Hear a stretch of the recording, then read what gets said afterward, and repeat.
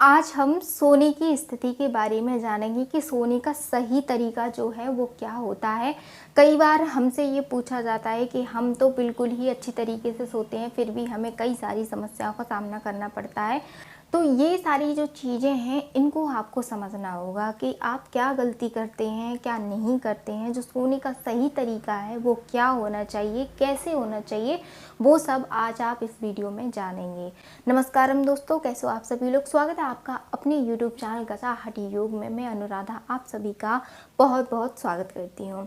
तो आइए विषय को शुरू करते हैं। तो सबसे पहले हम ये जानेंगे कि हमें हमारे सोने के क्या गलत तरीके हैं। सबसे पहले हमारे सोने के गलत जो तरीके होते हैं कि हम खाना खाते ही तुरंत सोने चले जाते हैं, ये आपका एक गलत तरीका है। और दूसरा, हम खाना खाने के तुरंत बाद कुछ ऐसा और ले लेते हैं जो हमारे पेट के लिए हानिकारक होता है और उसको लेकर के हम तुरंत बाद सोने चले जाते हैं। तीसरा आपका कारण ये है कि आपको देखना होगा कि हमारे खाने और सोने के बीच में कितना अंतर है। मैक्सिमम आपका 2 घंटे का अंतर होना चाहिए, तभी आपको सोने जाना चाहिए। इससे पहले यदि आप सोते हैं तो आपको बहुत नुकसान झेलने पड़ सकते हैं। अब कुछ लोग इसमें ये बोलते हैं कि मैम हम सोने जाते हैं तो जैसे कि हमने भोजन किया 9 बजे या 10 बजे आपने भोजन किया तो आप कुछ देर बाद ही चले जाएंगे 10, क्योंकि फिर रात ज़्यादा होने लगती है तो हम उस चीज़ को क्या करते हैं, सोने चले जाते हैं। कुछ लोगों के यहाँ ऐसा नियम होता है कि वो उनका खाना ही पीना 11-12 बजे की समथिंग होता है। फिर कुछ देर बाद ही वो 12 बजे के बाद में उन्होंने 12 बजे भोजन किया, फिर उसके बाद में वो सोने चले गए।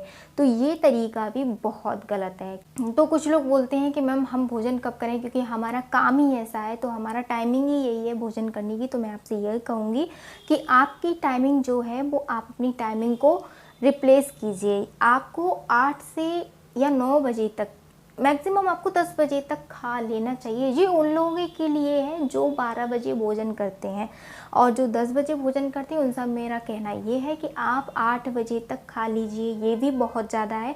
कहा तो ये जाता है कि आपको सूर्य अस्त जो होता है उससे पहले भोजन कर लेना चाहिए, लेकिन आज की व्यस्तता के चलते हमारी जीवन शैली, लाइफ स्टाइल ऐसी है, तो हमें इसमें कुछ अंतर करना पड़ेगा। तो आप 8 बजे खा लीजिए, हद से हद 10 बजे तक खा लीजिए। इसके बाद में आप कुछ भी भारी खाना बिल्कुल मत खाइए जो आपके लिए हानिकारक है। तो ये चीज़ आपने समझ ली कि हमें खाने के बीच में 2 घंटे का अंतराल रखना है।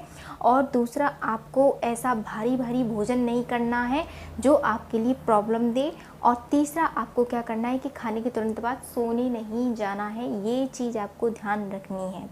अब आपको क्या करना है कि कुछ लोगों का कहना होता है कि जो हमारी नींद है वो हम कितना भी सो लें वो पूरी नहीं होती। वो पूरी इसीलिए नहीं होती है दोस्तों कि हमारा हर चीज़, हमारा जो बॉडी स्ट्रक्चर है वो आहार पर टिका हुआ है। यदि हमारा आहार अच्छा होगा तो हमारी बॉडी भी अच्छी होती है। अब आहार आपने लिया, बहुत भारी भोजन कर लिया, पहले आपने चावल खा लिए, फिर रोटी खा ली, फिर उसमें रमास डाल लिए, फिर आपने और etcetera junk food, fast food जो भी जो होते हैं वो आपने ले लिया। कुछ अगर आपकी कोई अच्छी मनपसंद चीज़ आ गई, समोसे आ गई, तो वो आपने ले लिए। तो इतना सारा जब हमारा भोजन हो जाता है तो वो हो जाता है भारी, और फिर उसको पचाने में हमारी पूरी एनर्जी लगती है, तो हमें नींद ज़्यादा आती है। हम बहुत सारा सोने के बाद में भी हमें ऐसा लगता है कि हम और सो लें। तो मेन कारण इसका ये है। तो आपको इन सब चीज़ों में बहुत ज़्यादा सावधानी बरतनी है, खास करके खाने और सोने के अंतराल में। अब आप ये जान लीजिए, हमारे जो सोने का जो तरीका है ना, वो श्वासों पर निर्भर भी होता है। यानी हमारी श्वास जो है वो अच्छी चलेगी तो हमारा बॉडी का जो पार्ट है, बॉडी पूरी है, वो अच्छी तरह से रन करेगी। तो ये चीज़ भी आपको देख लेनी है। तो सोने का बेस्ट तरीका आप थोड़ी देर में समझेंगे कि क्या है सोने का बेस्ट तरीका। पहले आपको बेसिक चीज़ें समझनी है कि आपको क्या क्या करना है, क्या क्या नहीं करना है। तीसरा, आपको ये करना है कि आपको सोने से पहले क्या करना है कि आपको इनहेल और एक्सहेल करना है, बाई नासिका से फिर दाई नासिका से 5 बार। ठीक है, नॉर्मल ब्रीदिंग, गहरी लंबी सांस लेनी है। ठीक है, इतना करने के बाद में आपको ये भी देखना है कि अब हम सोने जा रहे हैं तो हमारे पैर साफ़ होने चाहिए, मेकअप नहीं लगा होना चाहिए, या हम ऐसी जो एक्टिविटी हैं उस पे ध्यान नहीं देना चाहिए। सोने जा रहे हैं तो फ़ोन हमारा हाथ में नहीं होना चाहिए, इसका ध्यान रखना चाहिए। कुछ लोगों का ऐसा होता है कि फ़ोन चलाते चलाते वो सो जाते हैं, ये भी तरीका बहुत गलत है। ये हमारे लिए आगे चल के स्वास्थ्य पर ही बहुत गहरा असर डालता है, तो आपको इस चीज़ का भी ध्यान रखना है।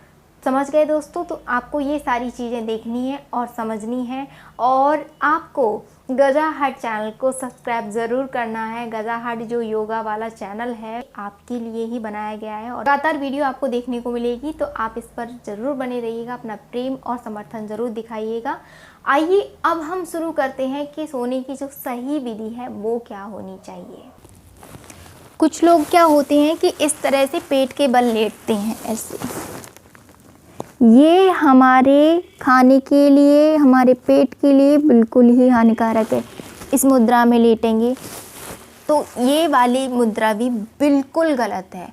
ये तो बिल्कुल ही सोने की मुद्रा है ही नहीं। आप रिलैक्स मोड में ऐसे रह सकते हैं, लेकिन जब सोने जाएं तो आपको इसमें नहीं लेटना है। कुछ लोगों को लेटकर ही इस तरह से पेट के बल लेटकर ही नींद आती है, तो ये भी गलत है। आप इस क्रिया को बदलिएगा। तो कुछ लोग ऐसे सोते हैं, ये भी गलत क्रिया है।